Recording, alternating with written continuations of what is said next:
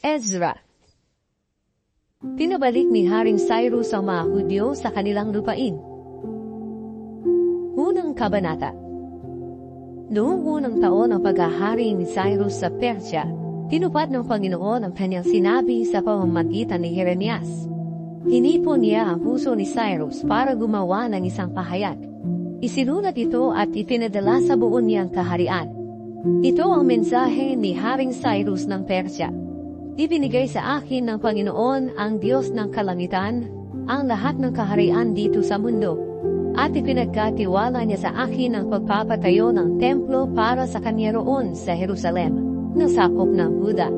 Kayong lahat na mamamayan ng Diyos, bumalik na kayo sa Jerusalem, at muli ninyong ipatayo roon ang templo ng Panginoon, ang Diyos ng Israel, na nakatira sa lungsod na iyon, at samahan niya sana kayo. Ang mga natitirang tao sa mga lugar na tinitirahan niyong mga Israelita ay dapat tumulong sa inyong paglalakbay. Magbibigay sila ng mga pilak at ginto, mga kakailanganing bagay, mga hayop, at pagtulong na kusang loob para sa templo ng Diyos sa Jerusalem. May mga Israelitang hinipo ng Panginoon para bumalik sa Jerusalem, kaya naghanda silang pumunta roon para ipatayo ang templo ng Panginoon. Kasama sa kanila ang mga pinuno ng mga pamilyang mula sa mga lahi ni Huda at ni Benjamin, pati ang mga pari at ang mga Levita. Ang ibang mga tao ay tumulong sa kanila sa pamamagitan ng pagbibigay ng mga gamit na gawa sa tilak at ginto, mga kakailanganing bagay, mga hayop, iba pang mga mamahaling bagay, at pagtulong na kusang loob para sa templo.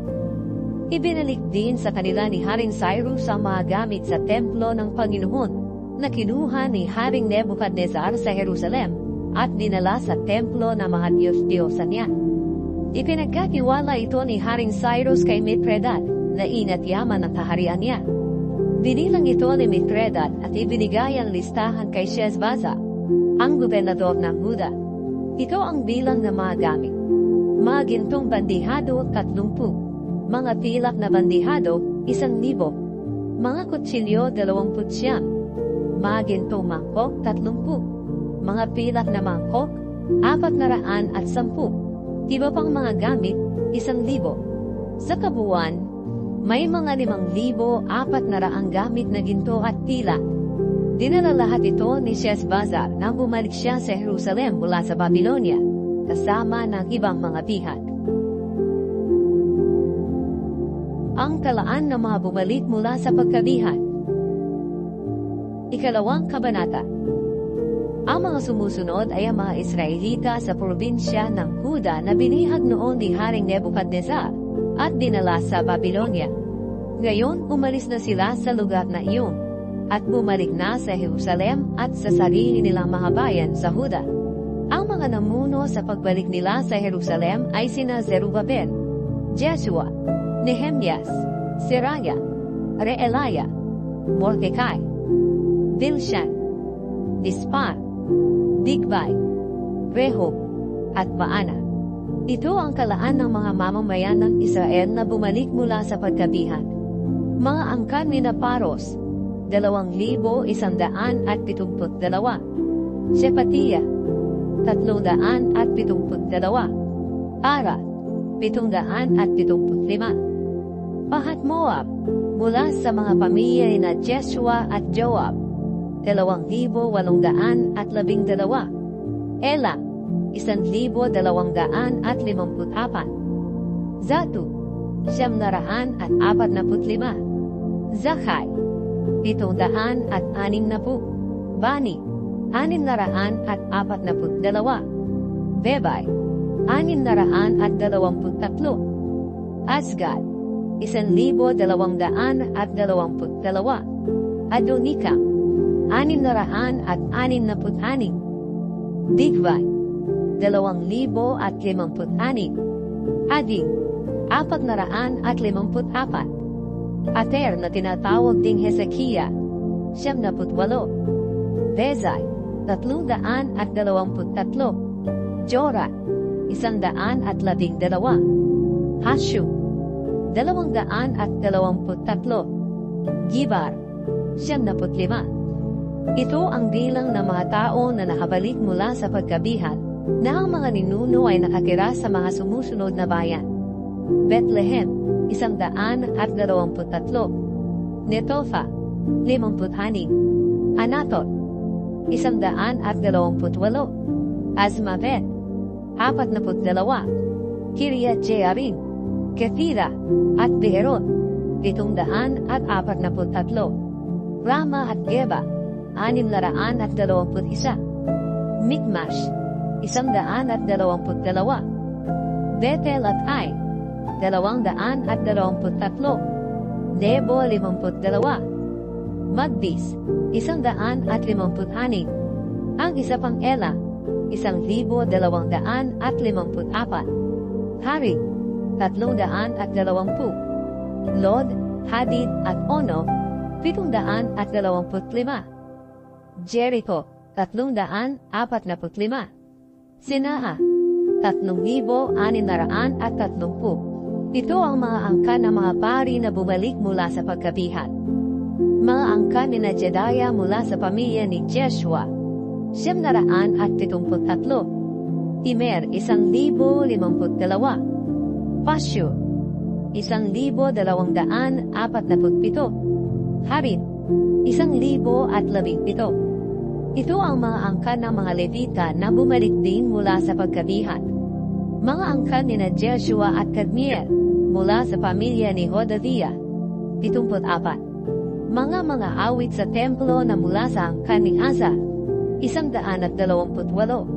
Mga gwardya ng pintuan ng templo na mula sa angka ni na Shalom, Ater, Talmon, Akub, Hatita, at Shobay, 139.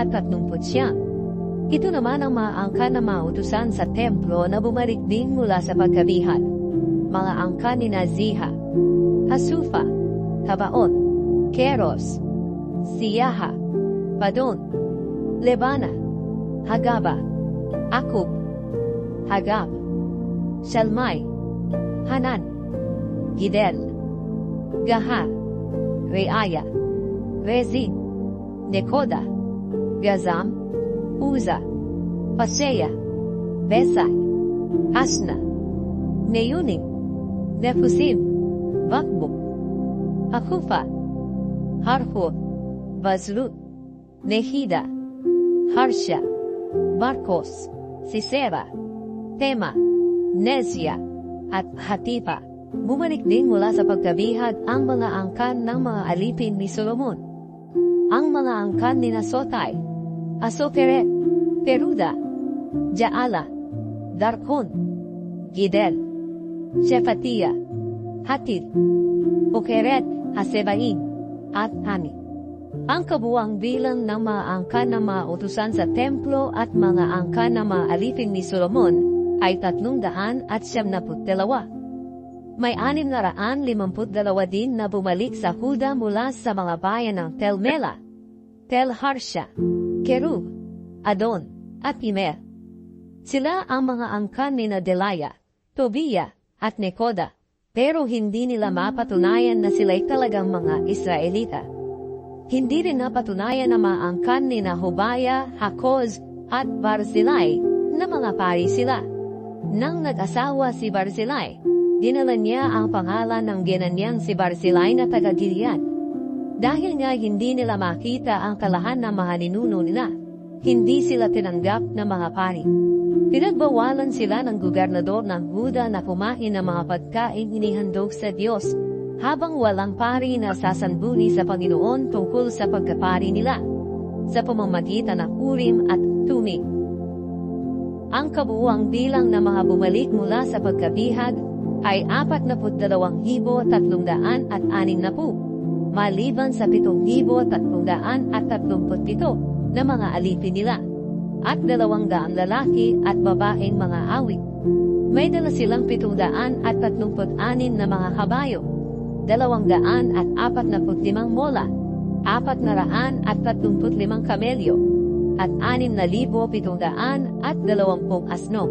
Pagdating nila sa templo ng Panginoon sa Jerusalem, ang ibang mga pinuno ng mga pamilya ay nagbigay ng kusang loob na tulong sa muling pagpapatayo ng templo sa dati nitong pinagtayuan. Nagbigay sila ayon sa makakaya nila para sa gawain ito. At ang kabuang natipon nila ay mga 500 kilong ginto, mga 3,000 kilong pila, at 100 pirasong kasuotan para sa mga pari. Ang bawat isa sa kanila ay bumalik sa kani-kanilang bayan, pati na ang mga pari, ang mga Levita, ang mga awit, ang mga gwardya ng mga pintuan ng templo, at ang mga utusan sa templo. Ang pagpapatayo ng bagong altar. Ikatlong kabanata. Nang dumating ang 7 buwan, nung nakatira na ang mga Israelita sa kani-kanilang bayan, nagtipon silang lahat sa Jerusalem nang may pagkakaisa. Pagkatapos, muling itinayo ang altar ng Diyos ng Israel para makapag-alay dito ng mga handog na sinusunog ayon sa nakasulat sa kautusan ni Moises na kanyang lingkod. Ang nagpatayo nito ay si Jeshua na anak ni Jozadak at ang iba pa niyang mga kasamahang pari, at si Zerubabel na anak ni Shealtiel at ang mga kamag-anak niya. Kahit takot sila sa mga tao na dati nang nakatira sa lupaing iyon, itinayo nila ang altar sa dating pinagtayuan nito. Pagkatapos nag-alay sila sa Panginoon ng mga handog na sinusunog sa umaga at gabi. Ipinagdiwang din nila ang pista ng pagtatayo ng mga kubol ayon sa nakasulat sa kautusan ni Moises. At nag-alay sila ng mga handog na sinusunog na kinakailangang ihandog sa bawat araw ng ganitong pista. Bukod pa sa mga handog na sinusunog, naghahandog din sila ng mga handog sa bawat pista ng pagsisimula ng buwan at sa iba pang mga pista sa pagsamba sa Panginoon, at nag-aalay din sila ng handog na pusang loob para sa Panginoon. Kahit hindi pa nasisimula ng muling pagpapatayo ng templo ng Panginoon, nagsimula na ang mga Israelita sa pag-aalay ng mga handog na sinusunog ng unang araw ng 7 buwan ng taong ding iyon. Muling ipinatayo ang templo. Nagbigay ang mga Israelita ng mga pera na pambayad sa mga taga-tabas ng bato at sa mga karpintero. Nagbigay din sila ng mga pagkain, inumin at langis na pambayad sa mga taga-Sidon at taga-Tyre para sa mga kahoy na sedro na galing sa Lebanon. Ang mga kahoy na ito ay isasakay sa mga barko at dadalhin sa Joppa. Pinahintulutan ito ni Haring Cyrus ng Persia. Sinimula ng pagpapatayo ng templo ng 2 buwan ng 2 taon mula nang makabalik ang mga Israelita sa Jerusalem. Tulong-tulong sa pagtatrabaho ang lahat ng nakabalik sa Jerusalem, galing sa pagkatihan. Kasama na rito sina Zerubabel na anak ni Shealtiel, Jeshua na anak ni Jozadak, at ang mga kasamahan niyang pari, at ang mga Levita. Ang pinagkatiwalaan sa pamamahala sa pagpapatayo ng templo ng Panginoon ay ang mga Levita na nasa edad 20 taon pataas. Sila'y si Jeshua, ang mga anak niya at ang mga kamag-anak, si Kadmiel at ang mga anak niya. Silang lahat ay mula sa lahi ni Huda. Tumulong din sa kanila ang mga angkan at mga kamag-anak ni Henadad na mga Levita rin. Nang matapos na ng mga karpintero ang pundasyon ng templo ng Panginoon, pumuwesto na ang mga pari na nakasuot ng kanilang damit na pangpari para hipan ang mga trumpeta. Pumuwesto rin ang mga Levita na angkan ni Asa sa pagtugtog ng mga pumpya upang purihin ang Panginoon ayon sa kaparaanan na itinuro noon ni Haring David sa Israel. Nagpuri sila at nagpasalamat sa Panginoon habang umaawit ng napakabuti ng Panginoon dahil ang pag-ibig niya sa Israel ay walang hanggan. At sumigaw ng malakas ang lahat ng tao sa pagpupuri sa Panginoon dahil natapos na ang pundasyon ng templo. Nandoon ang maraming matatandang pari, mga Levita, at mga pinuno ng mga pamilya na nakakita noon sa unang templo. Umiyak sila ng malakas nang makita nila ang pundasyon ng bagong templo. At marami rin ang sumigaw sa galak, hindi na malaman ang sigaw ng kagalakan at ang tinig ng pag-iyak. Dahil napakaingay ng mga tao, at naririnig ito sa malayo. Sinunungat ang pagpapatayo ng templo. Ika-4 na kabanata. Nabalitaan ng mga kaaway ng mga taga-Huda at taga-Benjamin na muling ipinapatayo ng mga bumalik galing sa pagkabihat ang templo ng Panginoon, ang Diyos ng Israel. Kaya pumunta sila kay Zerubabel at sa mga pinuno ng mga pamilya at nagsabi, "Tutulungan namin kayo sa pagpapatayo ng templo dahil sinasamba rin namin ang Diyos nyo, kagaya ng ginagawa ninyo. Matagal na kaming naghahandog sa Kanya, mula pa noong panahon ni Haring Esarhadon ng Assyria, na siyang nagdala sa amin dito." Ngunit ito ang sagot ni Zerubabel, Jeshua, at ng mga pinuno ng mga pamilya. "Inutusan kami ni Haring Cyrus ng Persya na muling ipatayo ang templo. Ngunit hindi kayo kasama sa pagpapatayo nito para sa aming Diyos. Kami lang ang magpapatayo nito para sa Panginoon, ang Diyos ng Israel." Kaya pinahina ang loob at kinakot ng mga taong dati nang nakatira sa lupaig iyon, ang mga tao sa Huda, para hindi nila maipagpatuloy ang pagpapagawa nila ng templo. Sinuhulan nila ang mga opisyal ng gobyerno ng Persya para salungatin ang mga plano ng mga tao sa Huda. Patuloy nila itong ginagawa mula ng panahon na si Cyrus ang hari ng Persya hanggang sa panahong si Darius na ang hari ng Persya. Ang pagsalungat sa pagpapatayo ng templo ng panahon ni Haring Artaxerxes. Nang maging hari si Ahasuerus, ang mga kalaban ng mga naninirahan sa Jerusalem at ng iba pang mga nakatira sa Huda ay sumulat na mga paratang laban sa kanila. At kahit na noong si Artaxerxes na ang hari ng Persya, sumulat din sila sa kanya. Sila ay sina Bishlam, Mithredat, Tabeel, at ang iba pa nilang mga kasama. Isinulat nila ito sa wikang Aramiko at isinalin ito sa wika ng mga taga-Persya. Sumunod din kay Haring Artaxerxes si Rehum na gobernador at si Shimshai na kalihim laban sa mga taga-Jerusalem. Ito ang nilalaman ng sulat nila. "Mahal na Haring Artaxerxes, una po sa lahat namumumusta kami sa inyo. Kaming mga lingkod nyo rito sa lalawigan ng kanluran ng Euphrates. Kasama po sa mga namumumusta ay ang mga kasama naming mga pinuno at opisyal, ang mga tao sa Tripolis, Persya, Erech, Babylonia, at ang mga tao sa Susa sa lupain ng Elam. Kinukumusta rin po kayo ng mga taong pinaalis sa kanilang mga lugar ni Osnapat, ang tanyag at makapangyarihan na hari ng Assyria. Itong mga mamamayan ay pinatira niya sa lungsod ng Samaria at sa iba pang mga lugar sa kanluran ng Euphrates. Mahal na hari, gusto po naming malaman nyo na muling ipinapatayo ng mga Hudyo ang lungsod ng Jerusalem. Ang mamamayan nito ay masasama at rebelde. Dumating ang mga ito sa mga lungsod mula sa mga lugar na inyong nasasakupan. Naayos na nga nila ang mga pader pati na po ang mga pundasyon nito. Mahal na hari, kapag muli pong naipatayo ang lungsod na ito at naayos na ang mga pader nito, hindi na magbabayad ng mga buwis at ng iba pang bayarin ang mga tao, at liliit na ang kita ng kaharian. Dahil nga po may tungkulin kami sa inyo, mahal na hari, at hindi namin gustong mapahiya kayo. Ipinapaalam namin ito sa inyo para saliksikin po ninyo ang kasulatang itinago ng mga ninuno ninyo. Sa ganoong paraan, palalaman niyo po na ang mga nakatira sa lungsod ng Jerusalem ay rebelde mula pa noon. Kaya nga nilipol ang lungsod na ito, dahil naging problema ito ng mga hari at ng mga lugar na gustong sumakop dito. Ipinapaalam lang po namin sa inyo, mahal na hari, na kung muling maipatayo ang lungsod na ito at maiayos na ang mga pader nito, mawawala sa inyo ang lalawigan na nasa kanluran ng Euphrates. Ito ang sagot na ipinadala ng hari. Nangungumusta ako sa iyo, Gobernador Rehum, kay Shimshai na kalihim, at sa inyong mga kasama na nakatira sa Samaria at sa iba pang mga lugar sa kanluran ng Euphrates.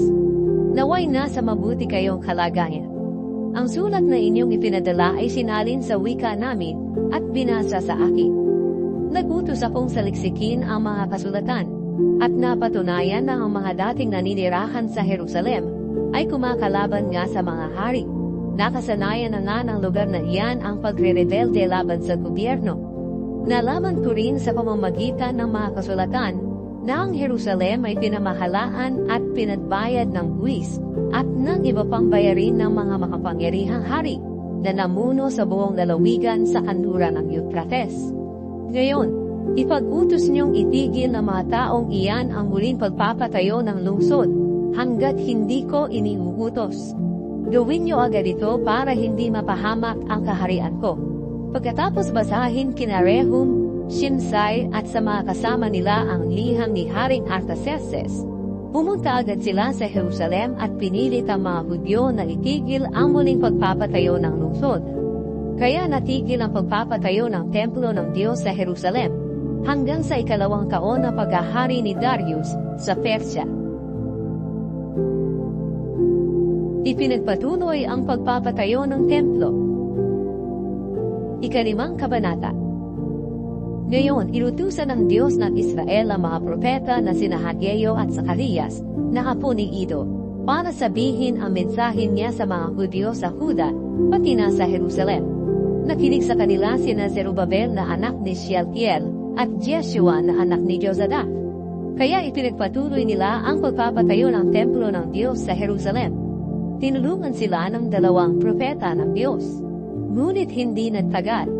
Dumating sa Jerusalem si Tatenai na gobernador ng lalawigan sa kanluran ng Euphrates, si Shethar-bozenai at ang mga kasama nila. Nagtanong sila sa mga Hudyo, "Sino ang nag-utos sa inyo na ipagpatuloy ang pagpapatayo ng templong ito?" Nagtanong pa sila, "Ano ang pangalan ng mga taong nagtatrabaho rito?"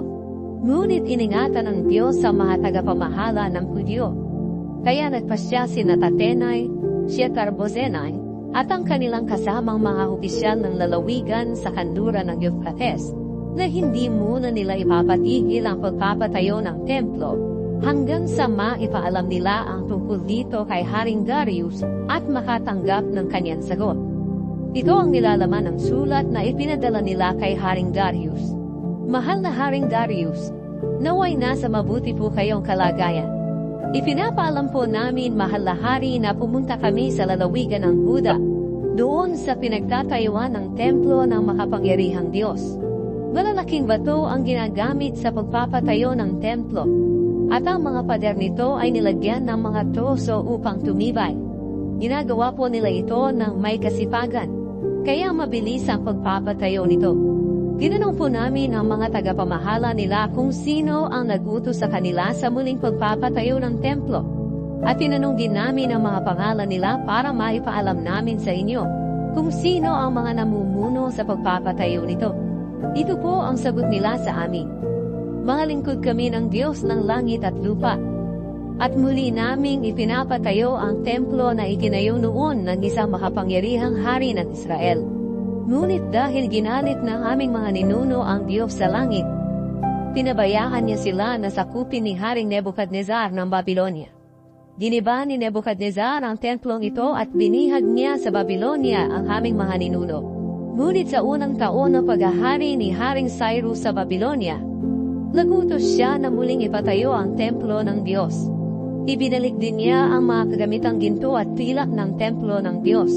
Ang mga ito ay kinuha noon ni Nebuchadnezzar sa templo ng Jerusalem at inilagay sa templo sa Babylonia.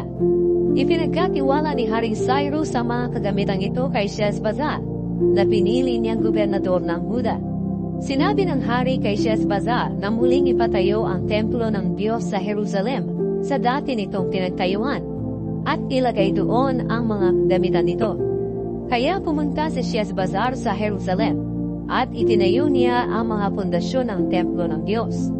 Hanggang ngayon ay ginagawa pa ang templo, hindi pa ito tapos. Ngayon, kung inyo pong mamarapatin, mahal na hari, ipasaliksik po ninyo ang mga kasulatan na ipinatago ng mga hari ng Babylonia kung totoo nga bang nagputos si Haring Cyrus na muling ipatayo ang templo ng Diyos sa Jerusalem. At agad niyo pong ipaalam sa amin kung ano ang inyong pasya tungkol dito. Umayag si Haring Darius sa muling pagpapatayo ng templo. 6 na kabanata. Kaya nagutos si Haring Darius na saliksikin ang mga kasulatang nakatago sa lalagyan ng mga kayamanan doon sa Babylonia. Ngunit sa matatag na lungsod ng Ekbatana, na sakop ng lalawigan ng Media, nakita ang isang nakarolyong kasulatan na may nakasulat na, ang kasulatang ito ay nagpapaalala na sa unang taon ng paghahari ni Cyrus, nagutos siya na muling ipatayo ang templo ng Diyos sa Jerusalem, kung saan iniaalay ang mga handog. Dapat matibay ang pundasyon nito, at dapat 70 talampakan ang tahas, at 70 talampakan din ang luwang nito. Ang bawat 3 patong ng malalaking bato nito ay papatungan ng isang troso. Ang lahat ng gastos ay kukunin sa pondo ng kaharian. Ang mga kagamitang ginto at pilak sa templo ng Diyos na dinala ni Haring Nebuchadnezzar sa Babylonia ay dapat ibalik sa lalagyan nito sa templo ng Jerusalem. Kaya nagpadala si Haring Darius ng mensahe kay Tatenai, na gobernador ng lalawigan sa kanluran ng Euphrates, kay Shethar-bozenai, at sa mga kapwa nila opisyal sa lalawigan iyon. Lumayo kayo riyan sa templo ng Diyos. Huwag na ninyong pakialaman ang pagpapatayo nito. Pabayaan niyo na lang ang gobernador at ang iba pang mga tagapamahala ng mga Hudyo sa pagpapatayo nito sa dati nitong kinatatayuan. Iniuutos ko rin na tulungan niyo ang mga tagapamahala ng mga Hudyo na mabayaran agad ang lahat ng gastusin para hindi maabala ang pagtatrabaho nila. Kunin niyo ang bayad sa pondo ng kaharian na nanggagaling sa mga buwis ng lalawigan ninyo. Dapat niyong bigyan araw-araw ang mga pari sa Jerusalem ng mga pangangailangan nila, gaya ng batang toro, lalaking tupa, at batang lalaking tupang bilang handog na sinusunog para sa Diyos ng kalangitan. Pati na rin trigo, asin, katas ng ubas, at langis. Dapat hindi kayo pumalya sa pagbibigay, para makapag-alay sila ng mga handog na makakalugod sa Diyos ng kalangitan, at maipanalangin nila ako at ang mga anak ko. Iniuutos ko rin na ang sinumang hindi tutupad dito ay tutuhugin ng kahoy na tinanggal sa bahay niya, at ang bahay niya ay gigibain hanggang sa wala ng bahagi nito ang maiwang nakatayo. Naway ang Diyos na pumili sa Jerusalem bilang lugar kung saan siya sasambahin, ang siyang lumipol sa kahit sinong hari o kaya'y bansa na hindi tutupad sa utos na ito at gigiba ng templo nito sa Jerusalem. Ako si Darius, ang nag-utos nito. Dapat itong tuparin. Tinupad ni Tatenai na gobernador, Shethar-bozenai at ng mga kasama nila ang utos ni Haring Darius. Kaya patuloy na nagtrabaho ang mga tagapamahala ng mga Hudyo, habang pinapalakas sila ng mga mensahe ng mga propeta na sina Hageo at Zacarias na anak ni Ido. Natapos nila ang templo ayon sa utos ng Diyos ng Israel na ipinatupad ni Cyrus, Darius, at Artaxerxes na magkakasunod na mga hari ng Persya. Natapos ang templo na 3 araw ng 12 buwan, na siyang buwan ng Adar, ng 6 na taon ng paghahari ni Darius. Masayang nagdiwang sa pagtatalaga ng templo ng Diyos ang mamamayan ng Israel, ang mga pari, mga Levita, at ang iba pang bumalik galing sa pagkabihan. Sa pagtatalagang ito ng templo ng Diyos, naghandog sila ng 100 toro, 200 lalaking tupa, at 400 batang lalaking tupa. Naghandog din sila ng 12 lalaking kambing, bilang handog sa paglilinis ng bawat lahi ng Israel. Ikinalaga nila ang mga pari at mga Levita sa kani-kanilang tungkulin sa templo ng Jerusalem, ayon sa nakasulat sa aklat ni Moises. Nang 14 na araw na hunang buwan, ng sumunod na taon, ipinagdiwang na mga bumalik galing sa pagkabihag ang pista ng paglampas ng anghel. Nilinis ng mga pari at mga Levita ang kanilang sarili, para maging karapat-dapat sila sa pangunguna nila sa mga seremonya.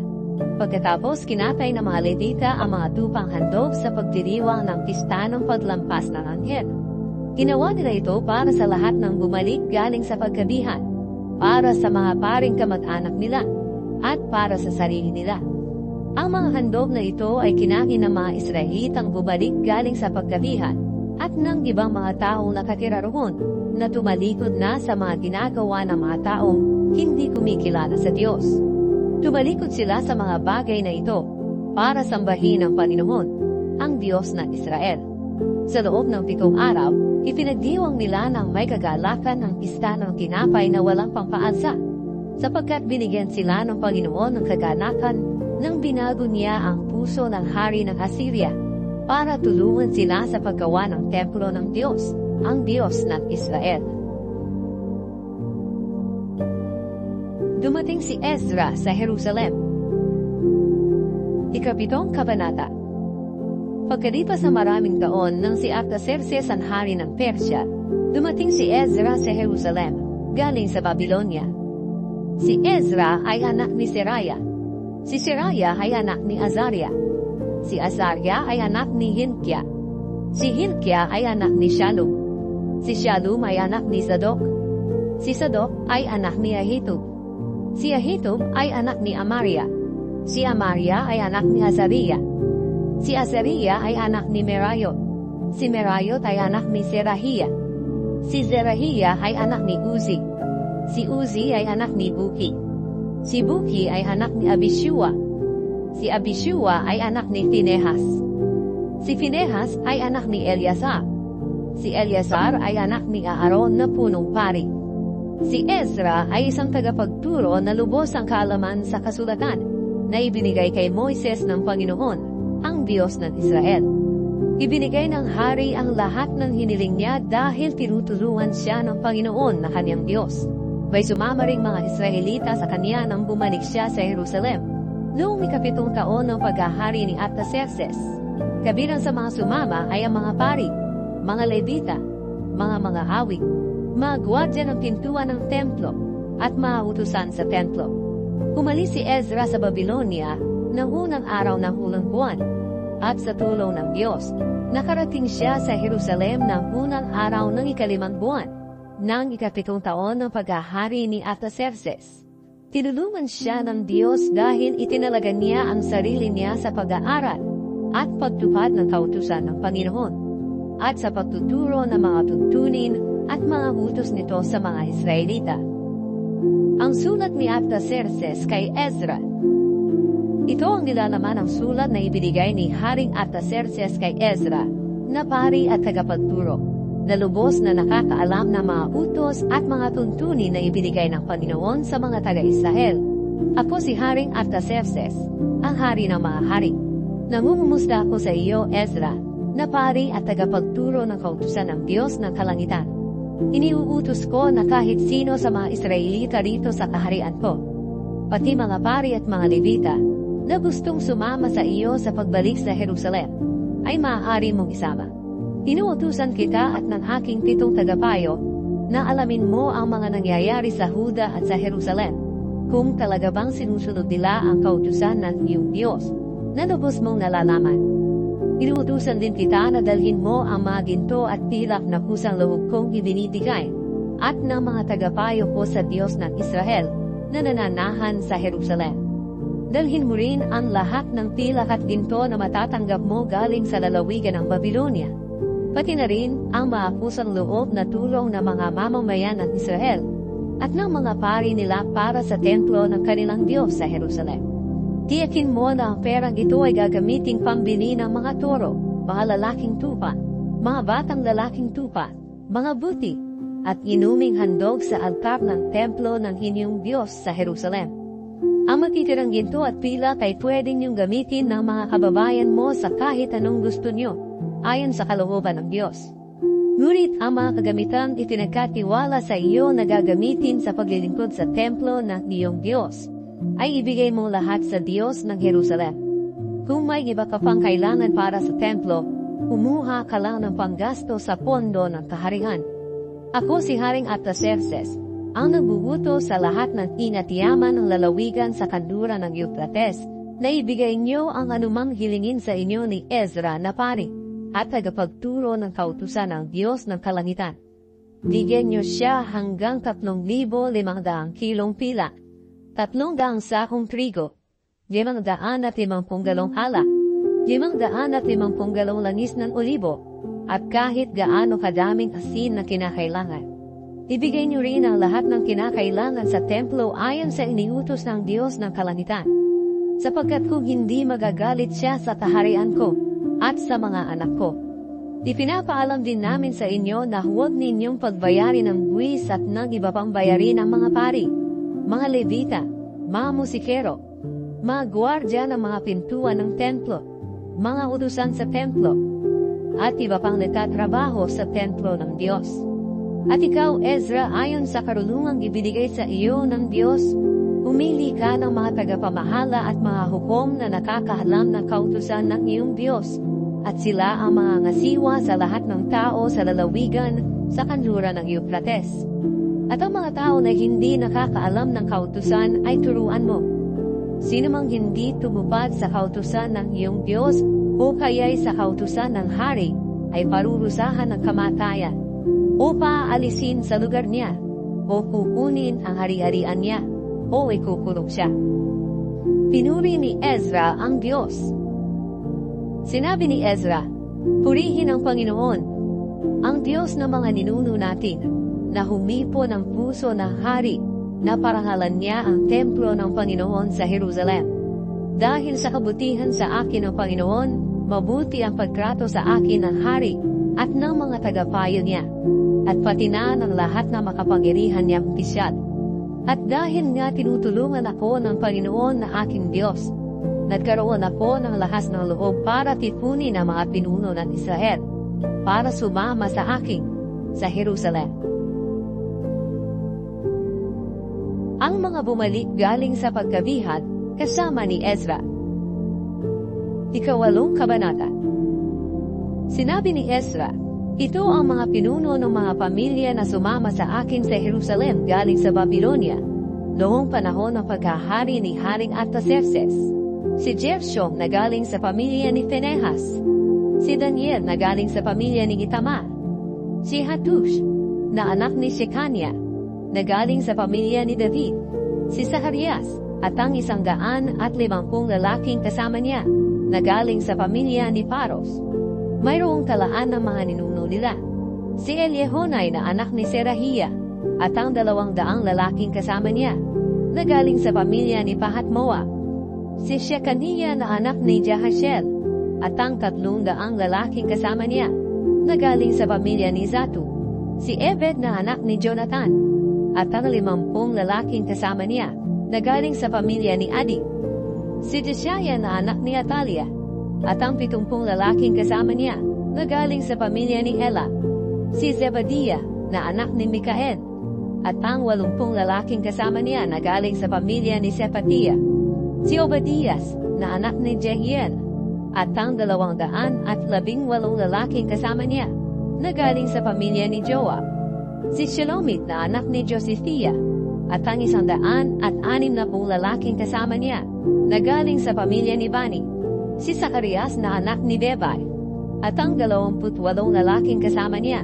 na galing sa pamilya ni Bebai, si Johanan na anak ni Hakatan at ang 110 lalaking kasama niya na galing sa pamilya ni Asgad, si Eliphelet, si Jewel at si Shemaiah at ang 60 lalaking kasama nila na galing sa pamilya ni Adonika, si Utai at si Zakur at ang 70 lalaking kasama niya na galing sa pamilya ni Bigvai.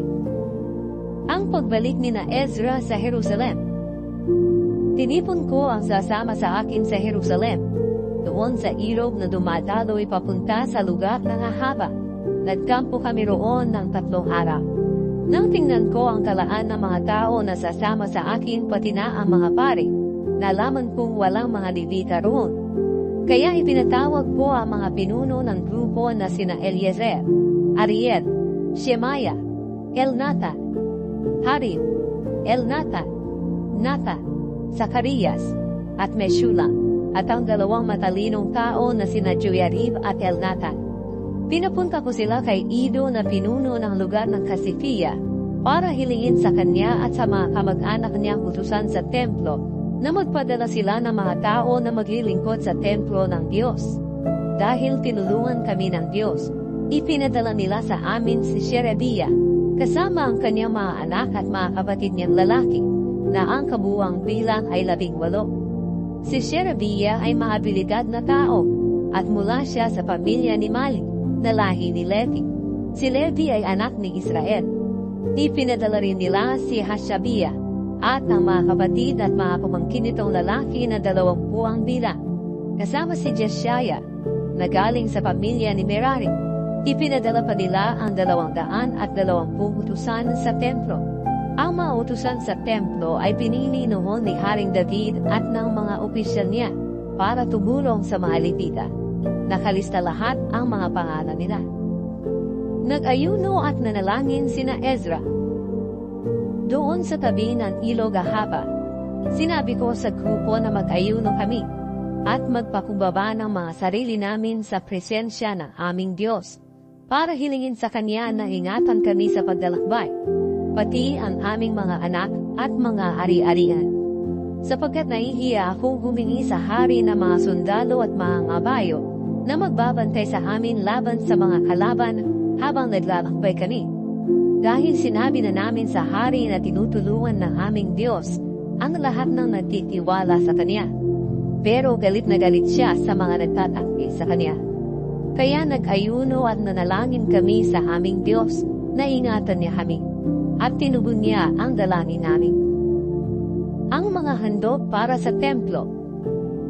Pumili ako ng 12 tao mula sa mga namumunong pari, hindi kabilang sina Sherebiah, Hashabiah, at ang 10 sa kamag-anak nila. Pagkatapos ipinagkatiwala ko sa kanila ng walang kulang ang mga pilak, ginto, at mga kagabitang ibinigay ng hari, at ng mga tagapayo niya at mga opisya, at ng maraming Israelita bilang tulong sa templo ng aming Diyos. Ito ang aking ipinagkatiwala sa kanila: 22 toneladang tila, 3 toneladang kasangkapang tila, 3 toneladang ginto, 20 gintong mangkok na mga 8 kilo, 2 tanso mangkok na pinakintab, na kasing halaga ng mga mangkok na ginto. Sinabi ko sa mga pari, kayo at ang mga kagamitang ito ay binukod para sa Panginoon. Ang mga pila at ginto ay handog na kusang loob sa Panginoon, ang Diyos ng inyong mga ninuno. Ingatan niyo ito mabuti, hanggang sa madalan niyo ito sa mga bodega ng templo ng Panginoon sa Jerusalem, na walang hula, sa harap ng mga namumunong pari, mga Levita, at ng mga pinuno ng mga pamilya ng mga Israelita. Kaya kinuha ng mga pari at ng mga Levita ang mga pila, ginto, at mga kagamitan na walang hula para dalhin sa templo ng aming Diyos sa Jerusalem. Ang pagbalik sa Jerusalem. Umalis kami sa Ilog Ahava at naglakbay papuntang Jerusalem ng 12 araw ng unang buwan. Tinulungan kami ng aming Diyos at iningatan kami sa mga kalaban at tulisan habang naglalakbay kami. Pagdating namin sa Jerusalem, nagpahinga muna kami ng 3 araw. Nang ika-4 na araw, pumunta kami sa templo ng aming Diyos at ipinagkatiwala namin ang mga pila, ginto at mga kagamitan ng walang kulang kay Meremot, na pari na anak ni Uriah. Kasama niya si Eleazar na anak ni Pinehas, at ang 2 Levita na sina Jozabad na anak ni Jeshua, at Noadia na anak ni Binwi. Binilang at tinimbang ito lahat, at inilista. Pagkatapos, ang lahat ng bumalik galing sa pagkabihag ay nag-alay sa Diyos ng Israel ng mga handog na sinusunog, 12 toro para sa buong Israel, 76 na lalaking tupa, at 77 batang lalaking tupa. Nag-alay din sila ng 12 lalaking kambing, bilang handog sa paglilinis. Ang lahat ng ito ay ang mga handog na sinusunog para sa Panginoon. Ibinigay din nila sa mga gobernador at mga opisyal ng lalawigan sa kanluran ng Euphrates ang dokumento kung saan nakasulat ang utos ng hari. At ang mga pinunong ito ay tumulong sa mga mamamayan ng Israel at sa templo ng Diyos. Nagsipag-asawa ng mga dayuhan ang mga Israelita. 9 na kabanata. Sinabi pa ni Ezra, pagkatapos ng pangyayaring iyon, pumunta sa akin ang mga pinuno ng mga Hudyo at nagsabi, marami sa mamamayan ng Israel, pati na ang mga pari at mga Levita, ang namumuhay katulad ng mga tao sa paligid nila. Ginagawa nila ang mga kasuklam-suklam na gawain ng mga Kananeo, Heteo, Perezeo, Jebuseo, Amonita, Moabita, Ehipsyo at Amoreo. Nagsipag-asawa pa sila, at ang mga anak nila ng mga babaeng mula sa mga mamamayang nabanggit. Kaya ang mga mamamayang pinili ng Diyos ay nahaluan ng ibang mga lahi. At ang mga pinuno at mga opisyal pa natin ang siyang namumuna sa paggawa nito. Nang marinig ko ito, pinunit ko ang damit ko, sinabunutan ko ang buhok ko, inila ko ang balbas ko, at naupo akong tulala. Nagtipon sa akin ang mga tao na takot sa mensahe ng Diyos ng Israel, dahil sa pagtataksil ng mga kapwa nila Israelitang bumalik, galing sa pagkabihan. Naupo akong tulala, hanggang sa dumating ang oras ng panggabing paghahandog. Pagdating ng oras na iyon, tumigil ako sa pagdadalamhati. Lumuhod akong gutay-gutay ang damit, at nanalangin na nakataas sa mga kamay sa Panginoon na aking Diyos. Sinabi ko, Diyos ko, hiyang-hiya po ako. Hindi ako makatingala sa inyo sa sobrang hiya. Dahil sobra na ang mga kasalanan namin. Parang humahapaw na po ito sa ulo namin at umabot na sa langit. Simula pa po sa kapanahunan ng mga ninuno namin hanggang ngayon, sobra na ang kasalanan namin. At dahil dito kami at ang aming mga hari at mga pari ay palaging sinasakop na mga hari ng ibang mga bansa. Pinatay nila ang iba sa amin, at ang iba naman ay binihan, ninakawan at tinahiya, katulad ng nangyayari sa amin ngayon. At ngayon sa maikling panahon, kinahabagan niyo po kami. Panginoon na aming Diyos, niloob niyong may matira sa amin, at pinatira niyo kami ng may katiyakan sa lugar na ito na inyong pinili. Binigyan niyo po kami ng pag-asa, at pinagaan niyo ang aming kalagayan sa pagkaalipin. Kahit mga alipin kami, hindi niyo kami tinabayaan sa pagkaalipin. Sa halip, ipinapakita niyo sa amin ang inyong pag-ibig, sa pamamagitan ng mabuting pagtrato ng mga hari ng Persya sa amin. Ginawa niyo ito para mabigyan kami ng bagong buhay, at para maipatayo namin muli ang templo niyong nagiba, at mabigyan niyo po kami ng kalinga dito sa Huda at Jerusalem. Pero ngayong nagkasala kami o aming Diyos, ano pa ang masasabi namin? Sapagkat binaliwala namin ang mga utos niyo, na ibinigay niyo sa amin sa pamamagitan ng mga propetang lingkod ninyo. Sinabi nila sa amin na ang lupaing pupuntahan namin para angkinin ay maruming lupain, dahil sa kasamaan ng mga naninirahan dito. Dinumihan nila ang lahat ng bahagi ng lupain ito sa pamamagitan ng mga kasuklap-suklam nilang gawain. Sinabi rin sa amin ng mga propeta na huwag kaming magsisipag-asawa sa kanila, at huwag kaming tutulong na umunlad sila, para maging matibay at maunlad kami, at para manatili ang pag-unlad na ito sa mga lahi namin magpakailanman. Pinarusahan niyo kami, o aming Diyos, dahil sa mga kasalanan namin. Pero ang parusan niyo sa amin ay kulang pa po sa nararapat naming tanggapin, at niloob niyo pa na may matirang buhay sa amin. Pero sa kabila nito, sinuway ulit namin ang mga utos niyo, at nagsipag-asawa kami ng mga taong gumagawa ng mga kasuklam-suklam na gawain. Talagang magagalit kayo sa amin at lilipulin kami, hanggang sa wala nang matira sa amin. O Panginoon Diyos ng Israel, makatarungan po kayo, sapagkat niloob niyo na may matira pang buhay sa amin hanggang ngayon. Inaamin po namin ang aming mga kasalanan, at hindi kami makakatayo sa presensya niyo, dahil sa mga kasalanan ito. Ang pagpapahayag ng mga Israelita ng kanilang mga kasalanan. Ika-10 kabanata. Habang nakaluhod si Ezra na nananalangin sa harapan ng templo ng Diyos, umiiyak siya at nagpapahayag ng mga kasalanan ng mga mamamayan ng Israel. Maraming Israelitang lalaki, babae at mga kabataan ang nakapaligid sa kanya na umiiyak din ng malakas. Pagkatapos sinabi sa kanya ni Shekaniah na anak ni Jehiel, na ang kaniela, hindi kami naging tapat sa Diyos natin, dahil nagsipag-asawa kami ng mga dayuhang babae, na galing sa mga sambayanang nasa paligid natin. Pero sa kabila nito, may pag-asa pa rin ang mga mamamayan ng Israel. Kaya ngayon susundin namin ang payo niyo, at nang iba pang gumagalang sa mga utos ng ating Diyos. Gagawa kami ng kasunduan sa ating Diyos na palalayasin namin ang mga babaeng ito, pati na ang kanilang mga anak. Tutuparin namin ang sinasabi ng kautusan. Tumayo po kayo dahil tungkulin nyo na gabayan kami sa mga bagay na ito. Magpakatapad kayo at gawin ang nararapat. Tutulungan namin kayo. Kaya tumayo si Ezra at pinanumpan niya ang mga namumunong pari, mga Levita, at ang lahat ng mga Israelita na gagawin nila ang sinasabi ni Shekaniah, at nanumpa sila. Pagkatapos, umalis si Ezra sa harapan ng templo ng Diyos, at pumunta sa kwarto ni Jehohanan, na anak ni Eliashib. Pagdating niya roon, hindi siya kumain at uminom, dahil nalulungkot siya dahil hindi naging tapat ang mga Israelitang bumalik mula sa pagkapihak.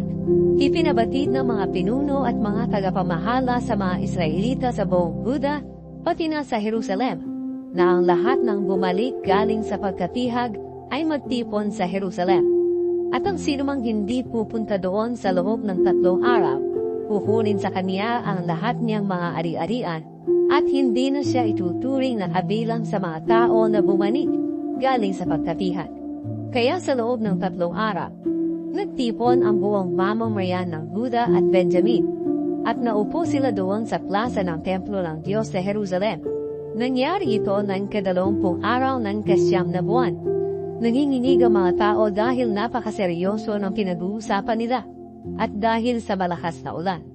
Pagkatapos tumayo si Ezra na pari at sinabi, "Nagkasala kayo dahil nagsipag-asawa kayo ng mga dayuhan, dahil dito dinagdagan niyo pa ang kasalanan ng Israel.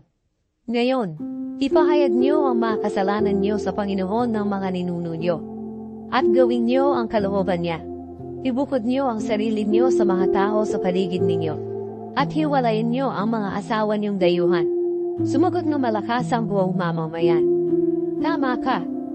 Gagawin namin ang sinabi mo. Ngunit ang bagay na ito ay hindi matatapos sa 1 o 2 araw lamang, dahil napakarami sa amin ang nakagawa ng ganitong kasalanan. Tag-ulan pa ngayon, at hindi namin kayang magpaulan dito sa labas. Ang mga opisyal na lang natin ang magpaiwan dito at magkasikaso nito para sa buong mamamayan. Papuntahin na lang dito sa takdang oras sa mga nagsipag-asawa ng dayuhan, kasama ang mga tagapamahala at mga hukom ng bayan nila. Gawin natin ito upang mapawi ang matinding galit ng Diyos sa atin, dahil sa bagay na ginawa natin." Walang sumuway sa planong nito maliban kina Jonathan na anak ni Asahel, at Jezeia na anak ni Tikva. Sinuportahan din sila ni Meshullam at Sabetay na Levita.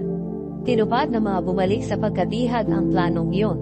Kaya pumili si Ezra na pari ng mga lalaking pinuno ng mga pamilya, at inilista ang pangalan nila.